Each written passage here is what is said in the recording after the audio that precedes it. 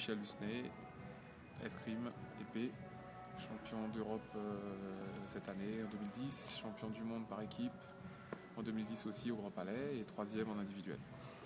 Pourquoi l'épée? Pourquoi l'épée? Parce que c'est pour moi l'arme où on a le plus de liberté. Et donc voilà, je prends un pied fou dans cette arme et j'ai touché aussi les autres armes, mais vraiment l'épée pour moi ça a toujours été un challenge et pour moi où je peux vraiment exprimer mon caractère et ma personne, quoi. Tu peux nous vendre l'escrime et puis plus particulièrement l'épée en quelques mots? L'escrime, très beau sport parce que franchement il y a des échanges fabuleux dans ce sport, quelle que soit l'arme en fait. Voilà, c'est physique, c'est tonique, il y a du réflexe, il y a du mental, il y a de la psycho. C'est vraiment très très bon comme sport. Et puis plus particulièrement l'épée forcément, moi c'est l'aspect liberté que j'adore. C'est vraiment, tout le monde peut gagner avec son style, on a le droit d'avoir un style différent des autres et d'avoir des qualités différentes et on peut gagner avec toutes ces qualités-là. Comment t'es arrivé à l'escrime? Bonne question, c'est un peu grâce à mon frère en fait qui a commencé à 11 ans en fait avec son école et puis sous les conseils d'une psychologue. Et donc comme il était très, je vais pas dire turbulent mais pas loin, ça l'a aidé à se canaliser. Donc voilà un avantage encore de ce sport et il a été passionné après, ça a été vraiment une grosse passion. Et moi on m'a demandé si je voulais essayer. J'ai commencé au fleuret. Et j'ai vraiment été épaté par ce sport, c'est les déplacements et puis les actions de pointe qui étaient vraiment, c'est assez tranchant comme action. On n'a pas idée en fait. Hein. Il y a un rapport physique si on ne sait pas, enfin si on n'a pas essayé, on ne peut pas comprendre. Donc voilà, c'est pour ça que j'incite les gens toujours à essayer et au fur et à mesure ils comprennent. C'est vrai que la plupart des gens qui ont essayé me disent toujours ah ben c'est physique hein, en fait on souffre beaucoup. Donc voilà, et puis après j'ai continué, donc j'ai gagné mes premières compétitions. Ma première compétition je l'ai gagnée, c'était au fleuret, et puis à l'âge de 14 ans, parce que ça me démangeait beaucoup, j'ai voulu faire de l'épée parce que c'était l'arme des adultes en fait, simplement parce qu'avant on n'avait pas le droit, c'était trop lourd, c'était une arme trop lourde, il n'y avait pas encore de mini-épée, donc on était excités, on voyait les grands, ils pouvaient toucher partout, c'était énorme et on avait envie de toucher, on attendait de passer Benjamin, cadet pour pouvoir enfin toucher une épée. Et puis voilà, quand j'ai touché une épée, ben voilà, j'ai plus envie que de ça, quoi. Le sportif qui t'a fait rêver? Sportif dans l'escrime ou... En général. Dans l'escrime si tu veux, et puis en général derrière. On va commencer par l'escrime parce que c'est plus simple pour moi. Alors c'est Ivan Trevero Pérez, c'est un Cubain avant que je parte en France faire du haut niveau, c'était les Jeux, c'était 96. Et donc c'est vraiment l'athlète qui m'a le plus impressionné en escrime, quoi. Voilà, et toujours jusqu'à présent il a 39 ans et il envoie toujours aussi chaud, comme on dit. Il a des qualités exceptionnelles et ça fait un bien fou de le voir tirer, quoi. Sinon dans ouais, j'en ai beaucoup, seul c'est difficile. En vrac?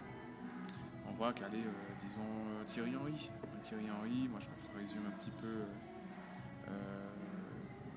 voilà, un peu ma carrière aussi, parce que j'ai évolué dans tous les niveaux, on va dire, de ma carrière. On faisait à peu près les mêmes trucs à distance, en fait. C'est-à-dire que mes premiers championnats du monde, on a fait les siens.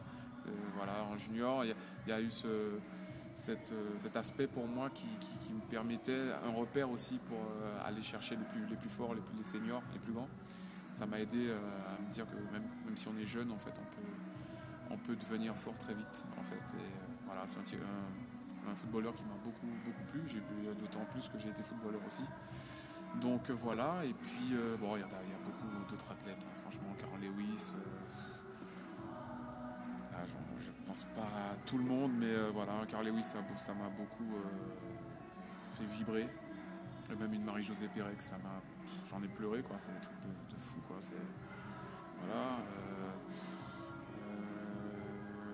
Après moi, Pelé, Maradona, c'est c'est pas trop ma tasse de thé, c'est pas ma génération. Donc je dirais plutôt les Brésiliens style Romario et Ronaldinho. Voilà, ça c'est ça me fait vibrer, ça me donne beaucoup d'émotions, ce genre d'athlète. C'est toujours le football et voilà, la clé. Et puis voilà, au basket, Michael Jordan, aussi l'époque Michael Jordan, Magic Johnson, ça c'est... Voilà, après, je peux en citer vraiment des tas, parce que j'ai qu'à dire la Dream Team, la première Dream Team américaine au basket. Ça, c'est vraiment la Dream Team. On t'a déjà dit que tu ressemblais à Thierry Henry? Oui, c'est pour ça que j'ai poussé mes cheveux, c'est pour qu'on ne me confonde pas, parce que apparemment j'ai des faux airs, et puis il y a la voix aussi apparemment qui ressemble.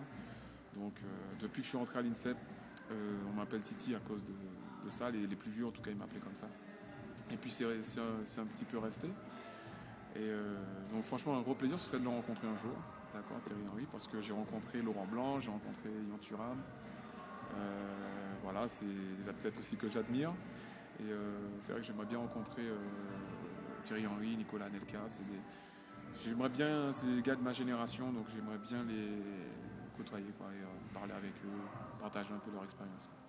Le moment de sport qui t'a le plus fait vibrer comme spectateur? Comme spectateur. Ou téléspectateur, bien sûr. La Coupe du Monde 98. Rien à dire. Ça, c'était énorme. Je crois qu'on était dans la peau d'outsider en fait. On y croyait. Enfin, moi, j'ai toujours cru en cette équipe de France. Même avant, j'ai toujours cru en l'équipe de France en fait. Et en fait, c'est comme si le rêve devenait réalité, quoi. En quelques semaines. En plus, c'était une période où je révisais mon bac et tout. C'était pas évident du tout. C'était pas évident parce qu'il fallait bosser en même temps, les matchs et tout.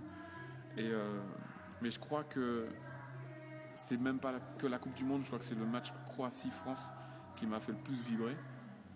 Parce que c'était juste incroyable. C'était juste incroyable.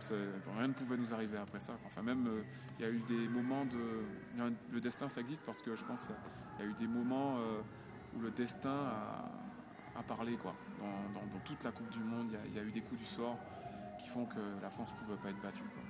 Mais je crois que les gens ne respectent pas assez ce qui s'était passé là. Les gens, ils oublient très très vite. Comme ça a pu déraper en 2006, on se rattrape très très bien, mais cette Coupe du Monde-là, on ne la méritait pas.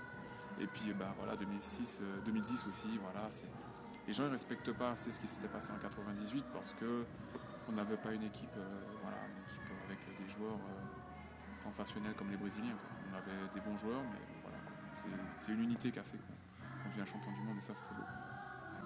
Ta définition de l'olympisme? J'en ai plusieurs, mais je pense que c'est ce qui nous rapproche le plus des dieux. En théorie, mais même, je pense, en pratique. Franchement, quelque part dans notre tête, je pense que quand on est champion olympique, quelque part, quel que soit le sport qu'on fait, c'est le titre qui nous rapproche le plus des dieux, c'est vrai. Si il y a plusieurs dieux. Ton année 2011? Mon année 2011, on va dire que ça va, j'espère, une continuité. Une continuité pour moi, sans prise de tête par rapport à la qualif des Jeux. Moi, je veux que ça soit dans la continuité de ce que je fais actuellement et pourquoi pas évoluer encore dans mon classement mondial pour déjà effacer les doutes au niveau de la qualif, essayer de me qualifier le plus tôt possible. Même si ça n'arrive pas tôt, je ne vais pas paniquer, mais si je reste dans la continuité de ce que je fais, il n'y a pas de raison que je ne me qualifie pas assez tôt.